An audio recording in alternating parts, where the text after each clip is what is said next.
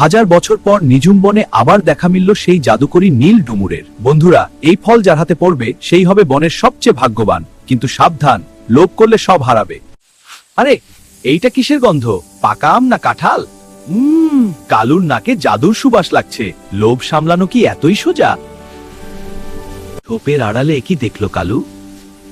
এ তো সাধারণ কোনো গাছ। রে, ডুমুর ফল কি নীল রঙের হয়? এইগুলা কি হীরা নাকি জহরত? মনে তো হইতাছে কামড় দিলে মুখে জাদুর স্বাদ লাগবো। ওরে বাবারে, ডুমুর গাছে কি কারেন্ট আছে নাকি? আমারে তো এক ধাক্কায় আসমানে পাঠিয়ে দিস। এটা জাদুর আমানত।